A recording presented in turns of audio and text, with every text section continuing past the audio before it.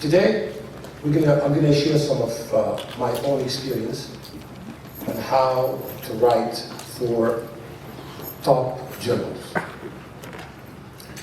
There are techniques and strategies on how to write to increase your chances of being accepted for top journals.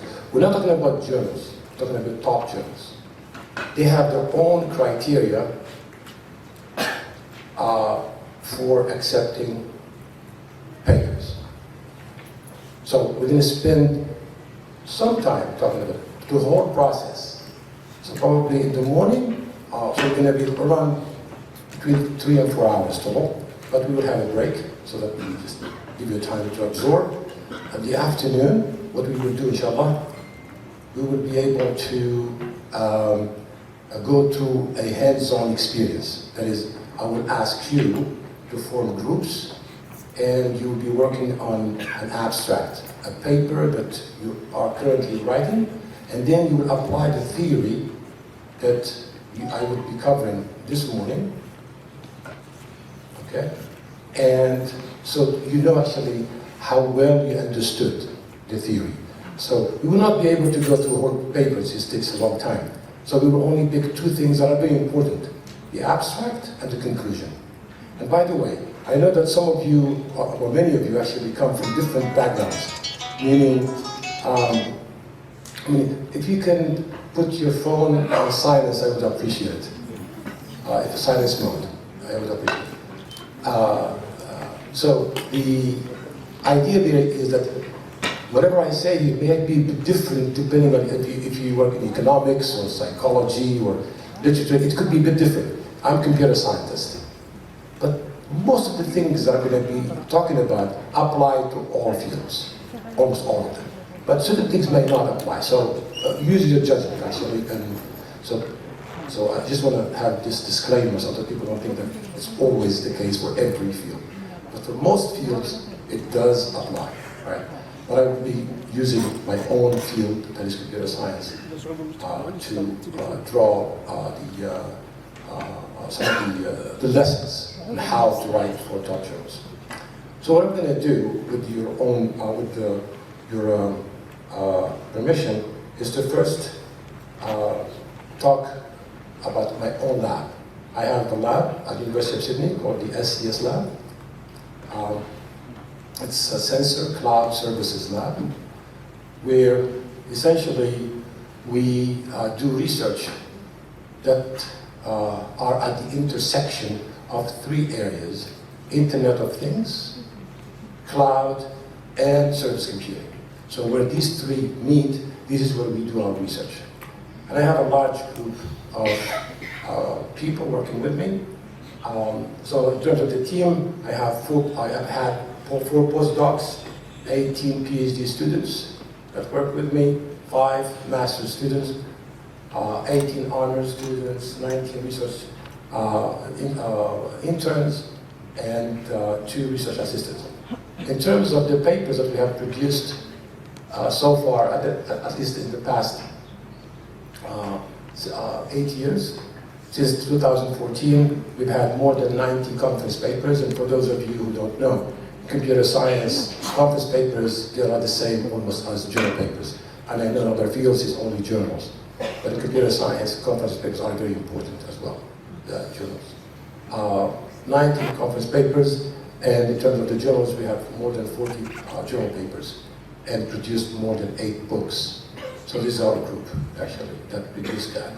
And by the way, all these conference papers and journals are in top places. We don't publish in second and third rate.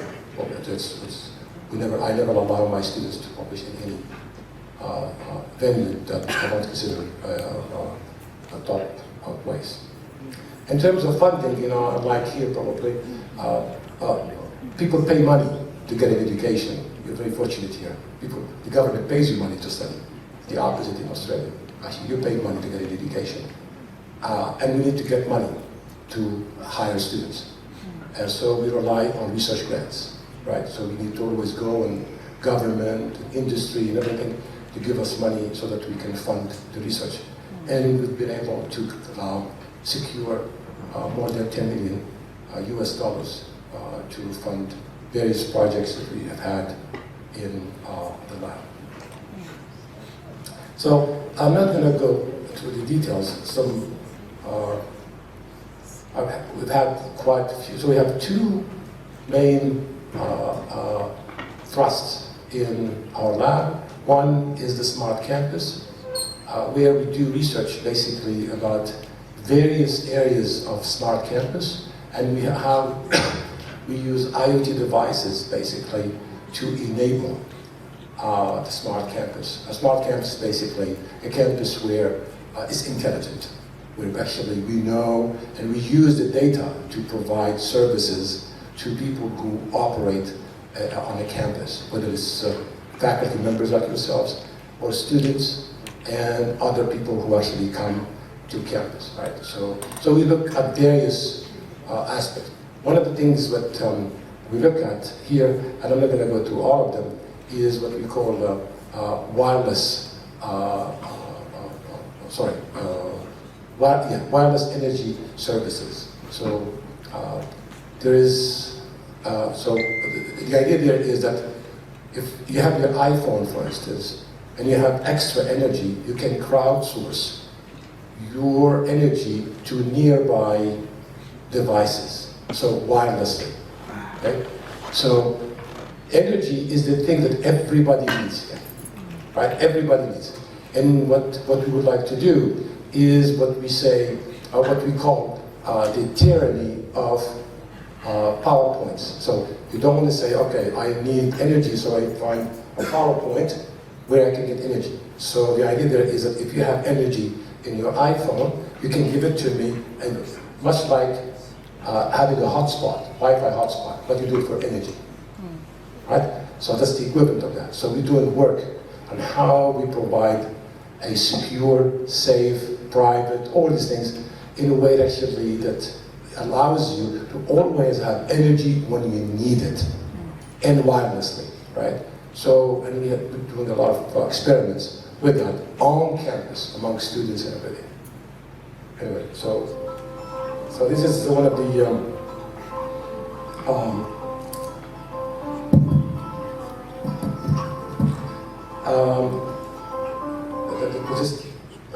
so the other project we have, the main project we have in the lab is about drones, how we use drones. So what you see there is a lab, our lab, and the drone there, as you can see, is a very small drone. So in Australia, I think it's something in Algeria probably, we have very strict rules in terms of how we use drones. We have no-fly zones. You need to have a permit to operate a drone. And as a result of that, you make sure you want to replicate what happens outside. So what we did, we created the city of Sydney, right, inside. So you can see there, it's a 3D representation of the downtown of Sydney, what you see there. And we have a drone, and then it's about delivery of goods. So basically finding the best path, especially when we had the pandemic, the corona pandemic. Basically, we had lockdowns all the time, and people couldn't get out. So we wanted to deliver goods, we couldn't get out. So drones actually are a good alternative, not only as in times of pandemic, but also in terms of efficiency, because you don't get stuck in traffic. You know, it's anytime, anywhere, it's called ubiquitous delivery. Whether it's, if you want to deliver your pizza or you want to deliver medication, you could do that at any time, right? And you don't have the restrictions that you would have in, and it's so green, it's green. That means it's environmentally, so you don't get stuck in traffic and you produce a lot of CO2. So, whereas actually, so there are a lot of good things about using drones. So we're doing a lot of research that's funded by the government actually, in terms of how we, so this is some of the experiments that we are doing. By the way, those drones are drones that are autonomous. It's not like, it's not, you don't have a remote control. These are programmable drones, right? So and we essentially tell the drone, here's the destination, here's the source, and here's the destination, and figure out how to go there, right? So they're intelligent drones. So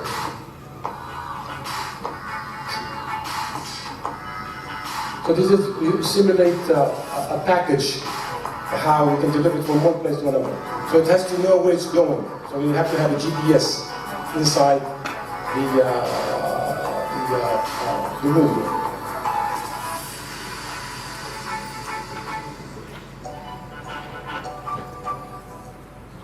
Okay, so we have actually quite a few students. So this is the graduation of our students. Those are 2 PhD students that just graduated. So these are my team here.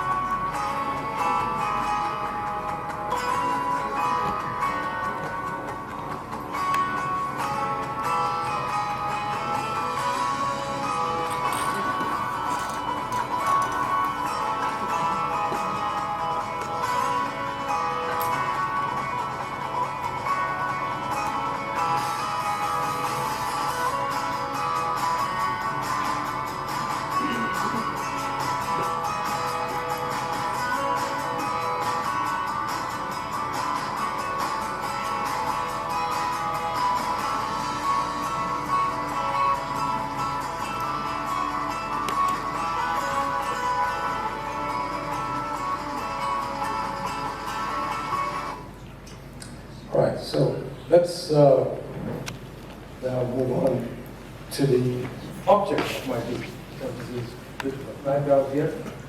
So the format of the workshop is that we would do an introduction and motivation of the workshop, why I'm doing this workshop.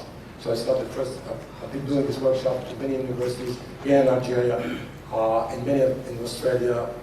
Actually, I went to Tunisia also, I went to Qatar, many places. I've been in this workshop. So, and I just want to tell you motivation, why we're doing this. It's very important to know the background. And then I will talk about the essentials of technical writing and publications. So why we should be published in the first place. And then where do we start? And then we spend a lot of time talking about the structure of a good paper, okay? And then we talk about the important aspects of journal writing and a deeper dive in the first part. The first part of the deeper dive in paper writing. And then we take a break. I put 30 minutes, but I leave it up to my host here to determine it's 30 minutes or 1 hour. It's up to you, but just... and then the second part of my seminar would be basically the second part of this deeper dive, where we talk about dissection of abstract and conclusion. And then, as I said, we would have a hands-on. That is, we would have an exercise where I will ask you, so you'll form small groups. It's not going to be very long, probably no more than 10 minutes, where you would start with an abstract, use the theory that we have learned, and then you produce another one, and then we'll ask some of you to come here and read the first one that you started with, and then the one that and then have a debate in terms of why and why not it's a good that has become a good abstract. And then we'll give some examples about good and bad papers, and then we'll go to a submission and review process, which is very, very important, and you'll see why it's very important. Because if you review a paper, then you know what is expected, right? And that's how your paper will be reviewed. So you need to know how to review the paper so that you know how your paper will be reviewed. So it's very important. And then we'll talk about other aspects in terms of ethics. And I know in Nigeria, unfortunately, there's a big issue about plagiarism and all these things. I think it's important to talk about that. So we'll talk about ethics, authorship, citations, and impact factors. And then, essentially, we will then just close it with some concluding remarks. So far, so good? Am I going too fast? Too slow? Good? All right, good. Excellent. Motivation. I love videos, I'm sorry. It's, okay? I want you to listen to this. It's really inspiring. Sorry.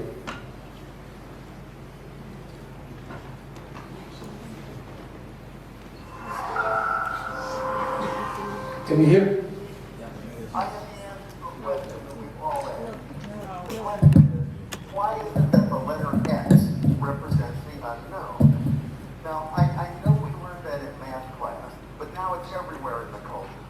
The X Prize, the X Files, Project X, TEDx. Where'd that come from? About 6 years ago, I decided that I would learn Arabic, which turns out to be a supremely logical language. To write a word or a phrase or sentence is like crafting equations because every part is extremely precise and carries a lot of information. That's one of the reasons so much of what we come to think of as Western science and mathematics and engineering was really worked out in the first few centuries of the Common Era by the Persians and the Arabs and the Turks. This includes the little system in Arabic called algebra, and algebra roughly translates to the system for reconciling disparate parts. Algebra is only algebra. One example of my many. Would you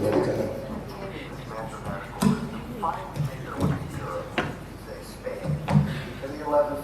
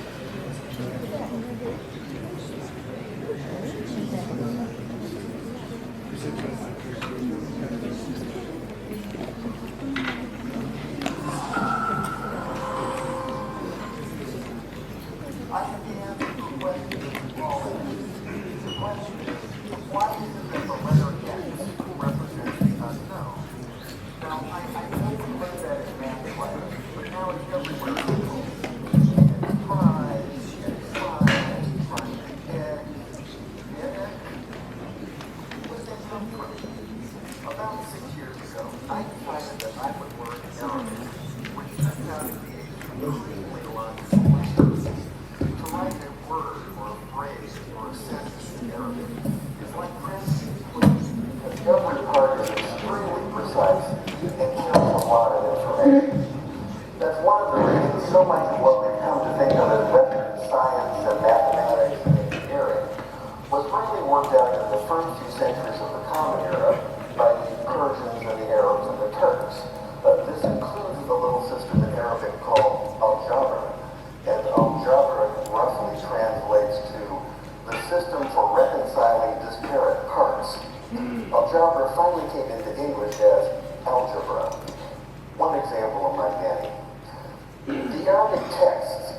This mathematical system finally made their way to Europe, say Spain, in the 11th and 12th century.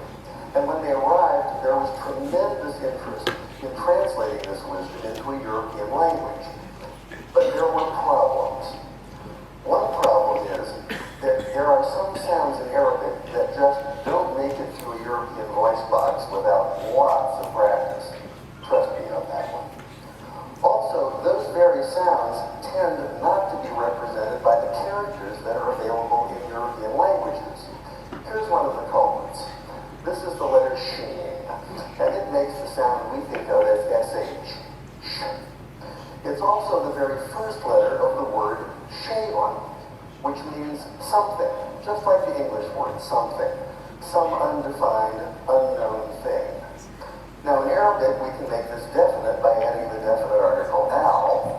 So this Shaylon, the unknown thing.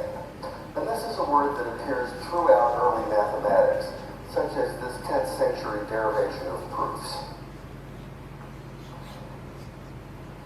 The problem for the medieval Spanish scholars who were tasked with translating this material is that the letter sheen and the word Shaylon can't be rendered into Spanish because Spanish doesn't have that SH, that sound.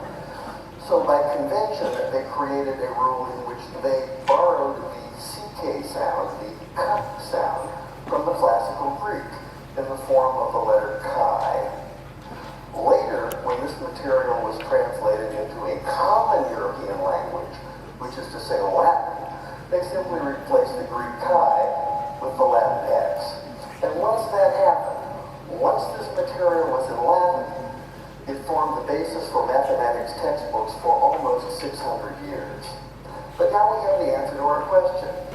Why is it that X is the unknown?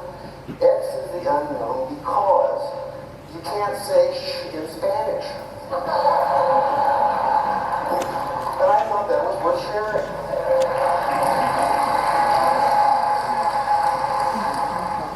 So for those of you that probably could have issues understanding, so the idea there is that X that we use commonly in mathematics, indicating the unknown, the variable, has its origin in Arabic, which just comes from Sheen, right? And this is what we exported to the world back then. Now we import everything. So this is our history in terms of how we actually contributed to human knowledge, right? And we don't realize actually that our contribution to humanity has been, tremendous, but it has stopped, right? And we need to get back to that. That's one of the motivations why it is I would like to be participating to, start the process of how we can get back to actually being creative for others to use. But that's the first one. Now, a second video.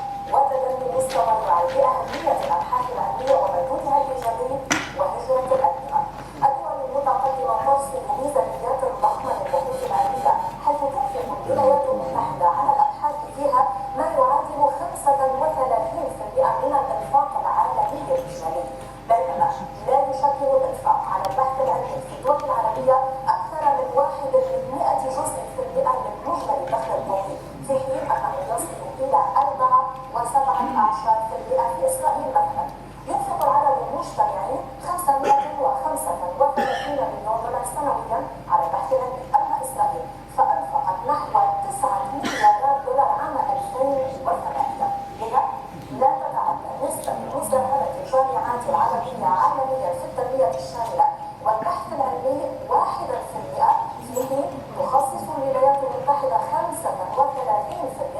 واليابان 24% وإسرائيل 6% وأوروبا 3%. تبلغ نسبة الباحثين في الدول العربية 318 لكل مليون نسمة، بينما قد تصل النسبة في بعض الدول المتقدمة إلى 5000 لكل مليون نسمة. وذكر العالم المصري أحمد سويد أن نسبة الأوراق العلمية المقدمة من الجامعات العربية لا تتعدى 0.13% من مجموع الأبحاث التي تقدمها جامعات العالم. أما بالنسبة لهجرة الأدمغة فذلك تحدي آخر خطير، إذ أن 31% من الأدمغة المهاجرة من الدول النامية هم عرب، 50% أطباء و32% مهندسون. 15% من ذوي الكفاءات العربية هاجروا إلى أمريكا وأوروبا، و54% من الطلاب العرب الذين يدرسون في الخارج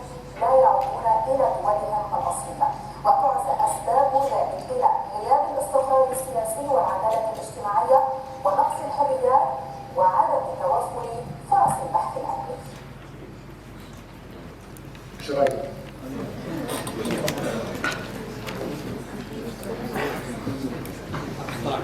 Without comment.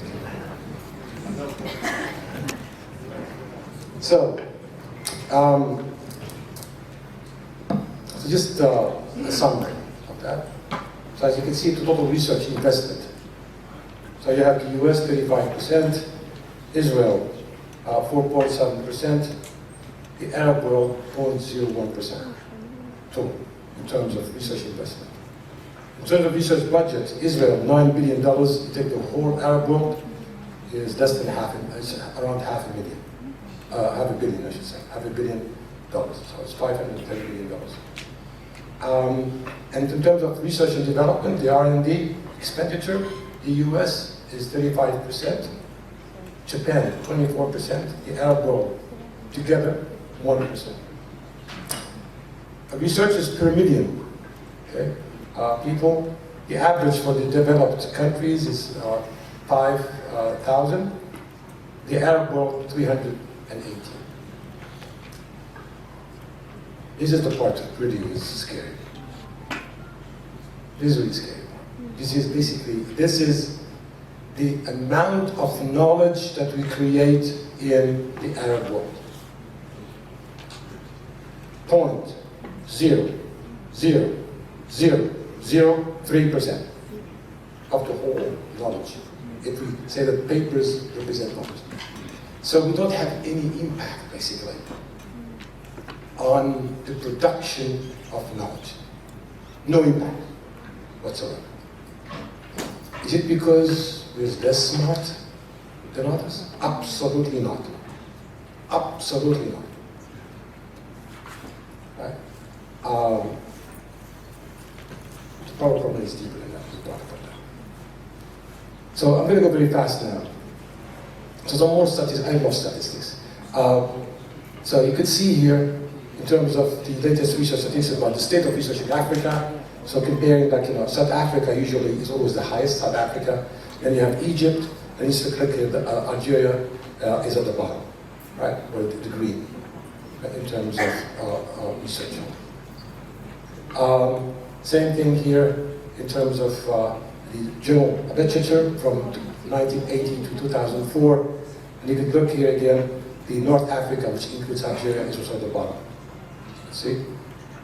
And then in terms of the state-by-state research output, Algeria is on green, the same thing. Okay? So the list goes on. So the number of researchers in Africa, Africa currently has 198 researchers per million people. Okay? So to achieve just the world average for Africa, you would need another million new PhDs. Okay? So that's what we would need. Just to reach the average. And then, of course, people are still improving. As you can see here, this is the top producers of research, right, in the world. And you look at Australia, where I come from, is top. Do you know how many people are in Australia? 25 million people, right? They have Nobel Prizes. So the research is very high. Algeria has 45 million people, right? It's the system itself that actually needs to change. That actually we need to start thinking that if we are, or we hope that we can be one day among the best, we need to think and act like the best people do. So we can't continue saying we're the best among themselves. And the moment you go outside, you realize that's not true. Again, it's not the individuals that is the issue, because any one of you here, I take this person, put them somewhere else, you will be the best. Why? Because you have a system that actually, could make them the best. So why do we have to go outside to be the best? Why don't we be the best? So the idea is how we can start having a conversation in terms of how we go about that. And this